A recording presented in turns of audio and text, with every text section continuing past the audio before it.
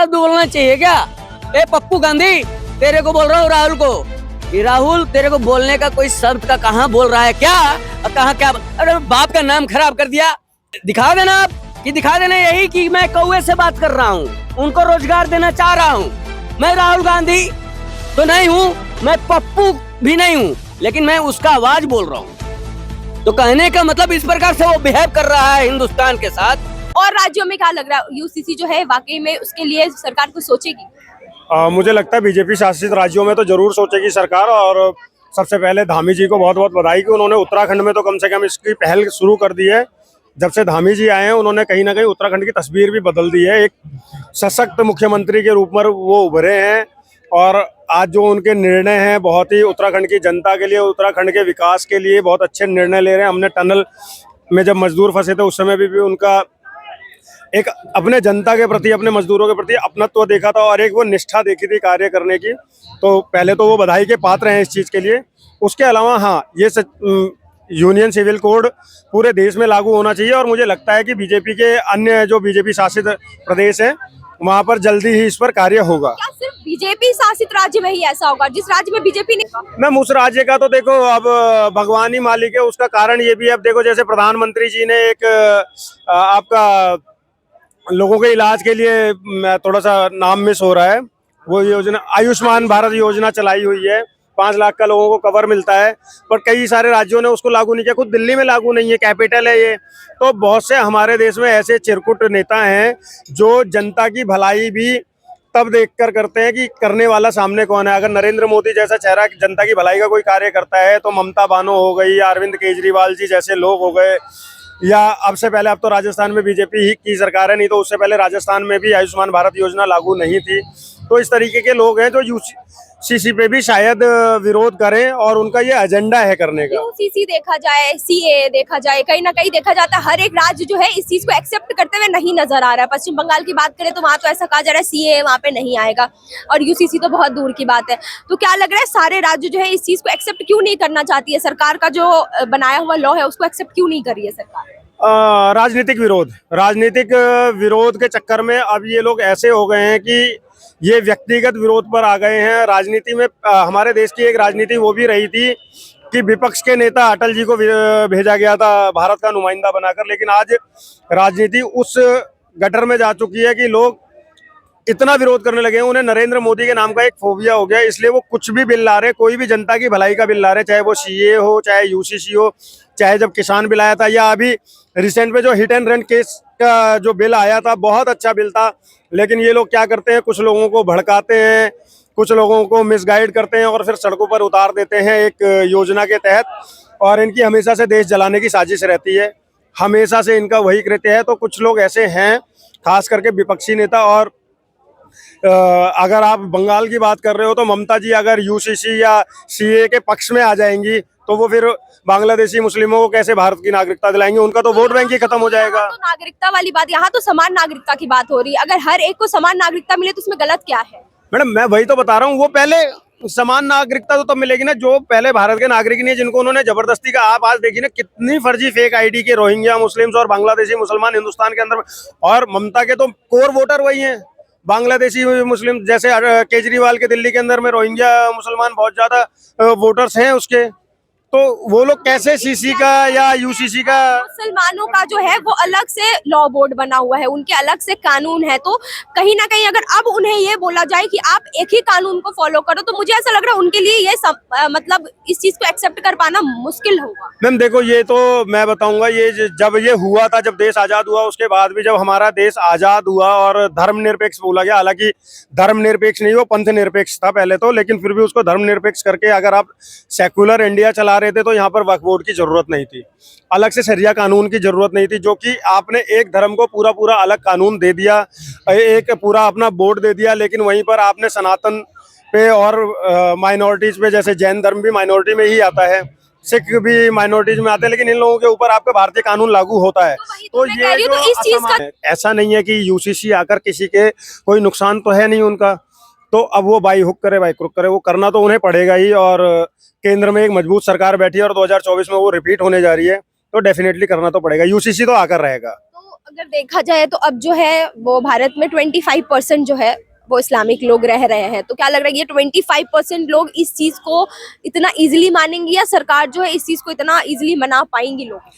Easy तो नहीं होगा सरकार के लिए भी, और वो लोग तो खैर कुछ भी नहीं मानते हैं। वो तो अपनी ही महिलाओं का जब सम्मान नहीं मान पाए, 3 तलाक के लिए भी वो लोग विरोध करते रहे। सिर्फ वो लोग ही नहीं, इसके साथ साथ जो है कई राजनीतिक पार्टी ऐसे भी हैं जो वो भी इस चीज का विरोध कर रहे हैं। मैम, राजनीतिक पार्टियों का आप मकसद समझिए, उन्हें कैसे भी करके सत्ता हासिल करनी है। देश में 65 साल अगर कोर 75 साल की राजनीति में अगर देखा जाए तो 60 साल कोर उन्होंने राजनीति मतलब राज किया, लेकिन उन्होंने हिंदुस्तान को उस गर्त में लाकर छोड़ दिया, उस गर्त में लाके छोड़ दिया कि हिंदुस्तान की ग्लोबल लेवल पे कहीं पर कोई वैल्यू ही नहीं थी। एक ऐसा हमें शासन मिला जिसने 10 साल में हमें आज लाकर विश्व के पटल पर खड़ा कर दिया है। अगर हमारा नेता देखा जाए तो विश्व में नंबर 1 पर, अगर हम देखा जाए तो आज चौथी सबसे बड़ी जीडीपी है। मतलब जहां तक मुझे याद है विकासशील देशों में हम ऊपर जा रहे हैं। मुझे कोई अचरज नहीं है इसमें कि शायद हम 5 साल में विकसित देशों में आ जाएं। इन लोग जो अभी कर रहे थे कि बाहर सब निकल गए थे, 149 की कितने सबको संसद को सस्पेंड कर दिया गया था, फिर भी जो काम हो रहा था संसद का तो हुआ कि नहीं हुआ। तो कहने का मतलब ये पूर्ण बहुमत की सरकार है। और मैं एक बात यही कहना चाहता हूँ कि जो भी कार्य मिस्टर पीएम कर रहे हैं बहुत अच्छा कर रहे हैं, इनको रुकावट नहीं चाहिए। लेकिन बीच में जो टांग अड़ाने वाले हैं इनको टांग काटने की कोई जरूरत नहीं है, अपने आप ये कटे पटे हैं। तो टांग अड़ाने वालों की आप बात कर रहे हो, तो जो पॉलिटिकल पार्टी है वही तो साथ नहीं दे रही है मोदी जी का, वही पार्टी ही तो एक्सेप्ट नहीं कर रही है। दूसरी पार्टी कह रही है कहीं ना कहीं ये जो है लोगों के साथ भेदभाव हो रहा है। नहीं, ऐसा भेदभाव मोदी सरकार के राज्य में नहीं है, ये मूर्खों वाली बात है। वो मूर्खों के सरदार राहुल गांधी है। जैसे मान लिया मैं ऐसे कैसे मान लिया आप? मानना राहुल गांधी पड़ेगा। हैं? आप स्टोव पे कोयला रख के जला दीजिएगा। किसने बोला? उन्होंने बोला है। आपको हुआ का आवाज सुनेगा? हैं? आलू से सोना निकाल लीजिएगा आप। राहुल गांधी ने बिना नहीं मतलब बोला के है। बाद हम राहुल गांधी ने ऐसा नहीं बोला है। ऐसा बोल रहे हैं। नहीं बोला है, वो बस एक मीम्स आपने- वायरल हो जाता है एडिट अरे करके, नहीं, तो नहीं, एडिट नहीं। करके तो मैं भी आपके स्टेटमेंट को कुछ भी दिखा दूंगी। तो मैं दिखा देना आप कि दिखा देना यही कि मैं कौवे से बात कर रहा हूँ, उनको रोजगार देना चाह रहा हूँ। मैं राहुल गांधी तो नहीं हूँ, मैं पप्पू भी नहीं हूँ, लेकिन मैं उसका आवाज बोल रहा हूँ। तो कहने का मतलब इस प्रकार से वो बिहेव कर रहा है हिंदुस्तान के साथ, विदेशों में जाके तरह तरह की बात कर रहा है। तो ऐसे करते हैं क्या? बच्चे को थोड़ा तरीके से जीना चाहिए। वो बच्चे हैं। अब बच्चा किन्हें कह रहे हैं? वो राहुल गांधी इतने बड़े, कांग्रेस जो है अभी सबसे बड़ा पार्टी है। वो महामूर्ख है। अब बच्चा तो बोल दिया, बड़ा प्यार से बोल दिया ना। अब मूर्खों का सरदार बोल रहा हूँ। अब पूछे कैसे? प्रधानमंत्री का बड़ा चेहरा है अभी। अरे कुछ नहीं है, आप ऐसे बात कर रहे हैं। अगर प्रधानमंत्री का चेहरा होता, नीतीश ने कैसा धोखा दिया उसको। ये हमारा नीतीश सरकार है। नीतीश के ऊपर कोई ऐसा क्या नाम है, उसके ऊपर कोई केस दर्ज नहीं है। नीतीश आदमी ठीक है, ये ललुआ के पीछे चला गया ना, तो ललुआ के पीछे जाने के कारण इसका नाम बर्बाद हो गया। तो मूर्ख वाला काम किया तो हम उसमें नहीं कहेंगे, माननीय है। अगर कुछ बोलता हूँ तो मतलब अगर अभी वो बीजेपी में आ गए तो वो माननीय है, अगर वो INDIA में होते तो क्या कहते हैं उनको? तो मूर्ख वाली मूर्ख कहते हैं। मूर्खों के सरदार में तुमने शामिल हो गया। तो कहने का मतलब एक बात बताइए कि अगर आप अच्छे सच भक्त हो, देशभक्त हो, तो इसमें हमको क्या करना चाहिए कि हमको अच्छा व्यवस्था करना चाहिए। तो आपने व्यवस्था करने गया था, वहां पर आपकी कुछ चली नहीं, आपने एक बहुत बड़ा इंडिया अलायंस कर दिया। तो ये बात इंडिया अलायंस कर दिया तो इसको तुम्हारा ममता ने धो दिया। क्या बाद में हुआ कि केजरीवाल भी तो बोले हैं, आप ममता बोल रहे हैं, सिर्फ केजरीवाल ममता नहीं सभी- सुनिए, मैं सबकी बात कर रहा हूँ। तो हेमंत सोरेन असम, हाँ, उनके साथ पंगा ले लिया। ऐसा शब्द बोलना चाहिए क्या? ए पप्पू गांधी, तेरे को बोल रहा हूँ, राहुल को, ये राहुल तेरे को बोलने का कोई शब्द का कहाँ बोल रहा है क्या? कहाँ क्या? अरे बाप का नाम खराब कर दिया। अब इसको क्या बोलूं मैं? इतना शब्द का प्रयोग करना चाह रहा हूँ लेकिन नहीं कर सकता ना। लेकिन सवाल यहाँ पर ये है कि इन्होंने जो कर रहा है ना, बहुत गलत कर रहा है। सिर्फ आप राहुल गांधी के ही पीछे क्यों पड़े हुए मैं हैं? सबके पीछे हूँ। आप सबके पीछे हैं। हाँ, जो गलत करेगा उसके पीछे हूँ, गलत कर रहा है उसके पीछे हूँ।